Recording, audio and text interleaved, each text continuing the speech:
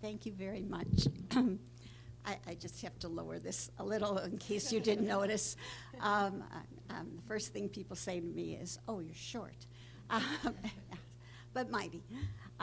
Anyways, today I'd like to first of all thank Doug Gage, who really has been a major support in all of our work. This particular grant that we received from the U.S. Department of Education was for $8 million, but the original grant was $4 million from the National Science Foundation. Both of these grants got Doug Gage's major support and encouragement, and I am eternally grateful. What makes this particular grant so unusual is that we have formed a partnership with two historically black colleges and universities, the first Alabama A&M, and second Winston-Salem University in North Carolina.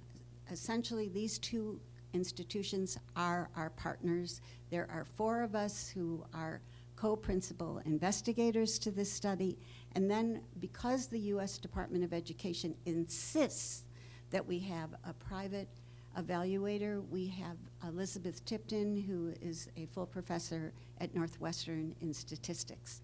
So let me go on and just tell you something about our remarkable team here at MSU, which I am so incredibly proud. We have, first of all, 3 postdocs. The postdocs, one from Israel, one who is a Turkish national, and then one we were able to recruit from the University of Texas, Austin. We have 6 graduate students who are working on all different programs within the College of Education. We have 1 natural sci master's student, and then we also have 2 undergraduates who are very involved in our research. We build our research teams where everyone comes to every meeting. So in fact, we're developing a culture and an understanding and a dialogue where people are able to talk about our work no matter what audiences they are in. So the first issue that I want to talk about is, why is this a societal obligation? And it really truly is a societal obligation. First of all, our society needs right now more than ever scientific literacy and technological expertise. Yet we are not preparing young people for this, beginning in elementary school all the way through secondary school. Second, this need is especially problematic in the rural South, where thousands of talented students are not being exposed to advanced science courses, which we know are the pathway to higher education. And finally, we have a serious shortage of science teachers, particularly at the secondary level. This was a problem before COVID, and now it's really a horrendous problem that's only gotten worse. So you've got to ask yourselves, well, what are we doing to do something about this? Well, the first thing is that we created an intervention for chemistry and physics in secondary school, and we rigorously tested it in Michigan and California, which increased STEM achievement, engagement in learning, and college ambitions. All of those things have been rigorously reported in, first, our Learning Science book by Yale University Press, second, the lead research article in the Education Researcher, and then finally in a series of different kinds of publications in journals. The one I've put up there is for the Journal of Research in Science Teaching. So we responded to the Department of Education's solicitation, but we did something different. We said, we're going to slightly alter our innovation. We're going to make it culturally responsive to the 3 major tenets of what our intervention is about. And the intervention is about curriculum, it's about assessments, and professional learning of teachers that are science teachers already in science classrooms. So how did we form this relationship with our HBCUs? Well, first of all, we wanted to make sure that we were addressing public education. And this is really our first thought. And what we did here is we thought, well, we've got to get partners, really true partners that will be part of our group. And we meet every other week as a full team with our partners. We've been to these institutions, and they're key in everything that we do. Second of all, we wanted to capitalize on the knowledge and experience of HBCUs, because what HBCUs do is that they have a reputation for being able to take students in their undergraduate programs and move them on for professional careers, and especially into the workforce. So this is something that we wanted to learn more about and how they were being successful at doing that. And then here I would like to thank our Dean Jackson, who for all practical purposes are the reason we have these partnership agreements, and now are also trying to work in Mississippi. So why the rural South? Well, the rural South is really a very important place to our country. Why? Because 1 in every 7 students basically live in poverty. 1 in every 7 students need special education. 1 in every 9 students have, unfortunately, the problem of moving all the time.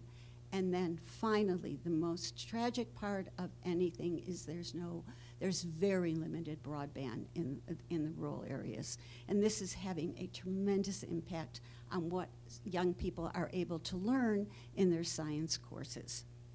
So, why do they pick us? I mean, what are we doing that's different than anybody else? There are not a lot of these people that win the awards. In fact, out of 42 of these awards, only 6 of them went to universities, and we're the only major public university that got one of these awards. Well, first of all, we do what's called a randomized controlled trial. Basically, we have a treatment and control condition. Don't get anxious about the idea of a control condition, because essentially what we're doing there is it's business as usual, nothing that we're withholding from anybody. And then we look at the differences in the intervention and see, well, what happened? Did we do better? Hopefully we will do better. The second thing, and we test this very rigorously, the same kinds of things that we do in medicine, the same kinds of things that we do in engineering. Our team is very multidisciplinary, and I would like to just take a second to point out the pictures. So we've got Joe Krajcek, who's an expert in science education research, Shanika Williams, who is the department leader in policy and education administration. She works with all of our outreach. Clausel Mathis, the youngest member of our team, is a new assistant professor in physics education, and then myself, whose work is primarily in research design, measurement, and analysis. And so what did we do? Well, we developed a holistic intervention. Our intervention improves student academic, social, and emotional learning. We have advanced technology for measuring student and teacher emotion and social well-being in situ while they're doing classroom activities. And finally, we have valid and reliable measures for discerning how our formative and our summative evaluations actually work. So the goals of our study are to support teachers in the development of learning environments, and we do this by using project-based learning, having students figure out phenomenon, integrate core ideas, cross-cutting concepts, and scientific practices, and we promote cognition, behavioral, and emotional engagement. And so how and why do we bother with this engagement idea? Why? Because we think the most important point here is to involve students in a meaningful why, having them try and figure out a puzzling phenomenon, being able to think about a problem for which they don't know the answer to, but they can finally be able to solve an answer. This is very important because it creates creativity, it involves engagement, and finally, it's that students are much more likely to persist and learn new ideas. And this we have very valid measures on. You have to understand, in our first study, we had 6,000 students that we collected this information of over 30,000 different responses to be able to show you why our model of engagement actually works in terms of science achievement. So what about our project-based learning, what we do with our students? Let's be real careful to understand this is not about doing a project. This is about taking disciplinary core ideas that basically ask meaningful questions, create wonder. We have a strong emphasis on figuring out problems and essential ideas and engaging in collaborative activities, and we build scaffolds for learning so this will actually happen. And then finally, we create artifacts. But these are not just simply projects. These are projects that really culminate all the kinds of activities that we are engaged in. And finally, I just want to say something about culturally based approaches to science instruction, because this is new. This is something that we had not done before. And I thank my colleague, Clausel Mathis, who was very influential in all of this. So I'd like you first to get a bit of an emphasis to kind of look at his definitions of understanding science instruction, which integrates students' culture and community resources and experiences when teaching and learning science.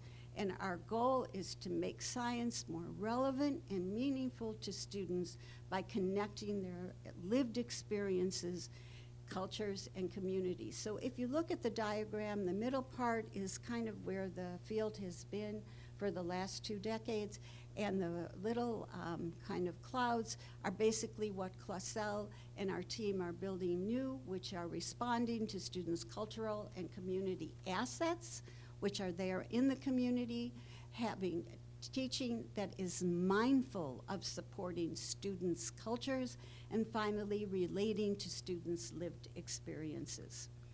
So what's going to happen? This is the last slide. What's going to happen is hopefully we're going to have 3,840 students. Actually, we're planning on a few more, working with Mississippi to make that happen, 132 teachers, and 66 high schools. Now, in our prior work, we were able to raise achievement scores by 8 percentage points. Our goal here is to go over 10. What we're able to do is we can move students from being non-proficient on state tests into the proficient category. That's quite an accomplishment, and we're very proud of that, and that's another one of the reasons that we received this award. So what will we be doing now in our new award? We will be conducting, similarly, a randomized controlled trial.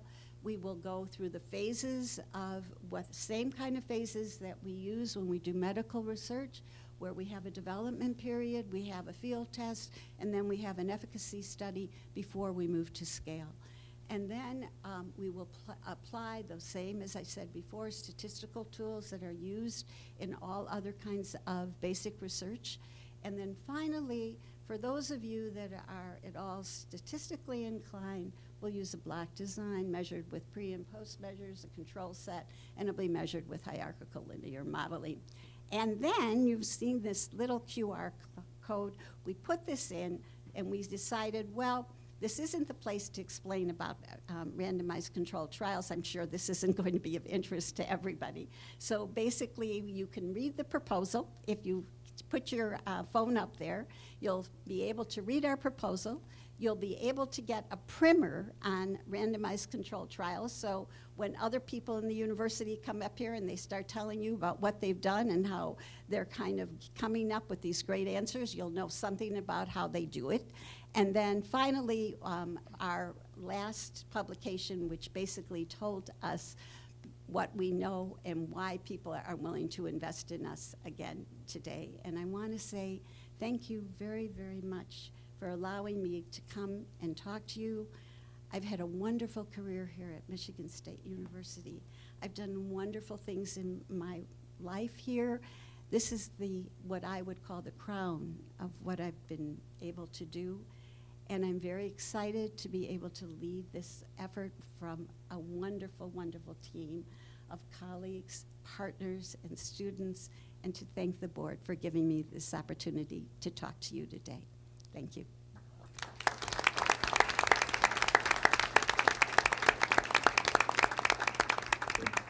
And now I'm happy to take any questions that you may have.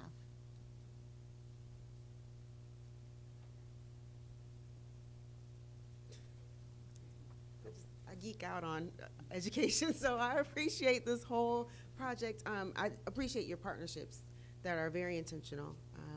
And I do know that even though it's in the Deep South, right, in rural areas, that research is going to make a difference here in Michigan as well, because those characteristics you can find here in this state. So it's going to translate straight over to this state, and I just appreciate that contribution. But the HBCU partnership is really important. I did have a question. So you said this is a treatment, the intervention is to teachers. So you're working with their TEDs as well? How is this working? Sure. Thank you so much for the question. The project is really, the focus is the student. Mm-hmm. So I want to be real clear about that. We're interested in changing the lives of the children so that basically they have a better understanding of science learning, and then that they're able to pursue higher education or technical education and have more knowledge in science, and because science to us is so important. To be able to do that, we have to have teachers that are really very good at being able to do instruction. So we spend a lot of time on professional learning. We go to places, we work on that, and then the question that I think you're asking, well, how is this going to work in the South? That's why we have partners, and we chose people that have secondary education programs. We're going to work with them basically to find their teacher leaders, that when we get the people that we're going to try and get in our study, because everyone knows how difficult today it is to get schools to participate in studies, they are going to be our conduits to those schools, and they're going to work with our teams. So our teams is us, all of us together, as we work on professional learning with the teachers that are involved in the treatment. We also, because of the way that we work, we have special considerations for our control teachers as well. And what we do at the end of our study, we always allow our intervention for the control teachers, so no one is left out of the process. So these are practitioners that are currently in the classroom? These are practitioners that are currently working. However, we're working very hard with our faculty, secondary school people in the South to see how we can strengthen these secondary programs and get more people involved in teaching secondary school science. This is right now, there is a crisis in everywhere. It's not just in the South, it's in Michigan as well. And it was bad before COVID, but it's worse now. In the South, they've done away with requiring chemistry and offering physics. And now the only science class that's actually required is biology. In Michigan, what has happened is they have changed things so that instead of chemistry being a year long, it's now a semester long. These issues about shrinking advanced science learning are so critical and problematic that the Southern Education Foundation, the American Educational Research Association, and NASA are all working with us to try and elevate this issue. At first, I thought it was really just broadband. It's not really just broadband. It's really what kinds of courses. How are we going to have a group of people that are going to move into professional roles, especially with the major changes in science? So we're hoping that Michigan State will go down as the leader in really raising everyone's awareness of the importance of STEM and STEM teaching and learning, especially in the secondary schools. Well, we know biology and geometry are the gatekeepers, and so if you can strengthen biology, we'll have more students, particularly minoritized students from the rural South, coming to Michigan State. And I was really, really appreciative to see Gloria Latson-Billings on your citations, but also Django Paris, who we lost from MSU, but he started here. So I appreciate your nods to the greats as well. Thank you so much. Thank you. Thank you. Dr. Schneider, I want to thank you. It was an outstanding presentation, and I love on one of your slides you had about the why question. We have to encourage students, keep them curious, asking why. I've often said that's the most important word in English language. And my question is, are you engaging, and if you said it, forgive me, I may have missed it, but involving some of our pedagogical experts in the College of Natural Sciences who are national leaders in this space at the college level, I guess, in terms of, recreating a more high-structure active learning environment in the classroom. Yes, and so what we have done, so Joe Krajcek has, of course, an appointment in natural science. We have had conversations, of course, with Melanie Cooper. Clausel is in the physics education program. We're very much aware and all the time talking to people in natural science, because so much of what's going on in natural science right now, especially at the undergraduate level, is really quite amazing. Melanie's work is really outstanding here, and we're very happy that we have a relationship with Melanie. In fact, her student wrote the first round of the chemistry curriculum that we are now in the process of revising. So yes, absolutely, that is the case. In addition to that, I would like you to say that there's something else that we do. We also go to experts, basically, outside, because the one thing that we always get anxious about is that people say, it's just a Michigan team.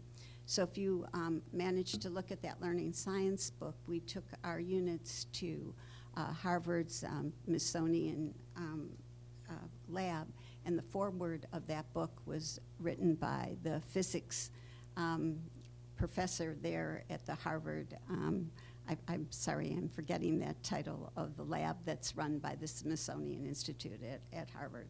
So it is the case that we don't want to just say, it's just ours. We want people out there to say, oh, it's theirs and it's great. And I just want to leave you with one thing when you asked about the why. So what have we come up with now in terms of new questions? Well, one of them, how is heat impacting the communities that you live in? And that's such an important thing. And the second one, both of these very important to issues of the rural South, is the second one that has to do with what we're doing about lightning. So how can we protect our communities from lightning? And that's sort of how we open our lessons, so that we kind of stimulate these questions of why. So Wonderful. Anyway, thank you again. It's just one more way that we will toot our horn. Here at Michigan I State sure University. hope so, and thank you. Well, great. Thanks so much.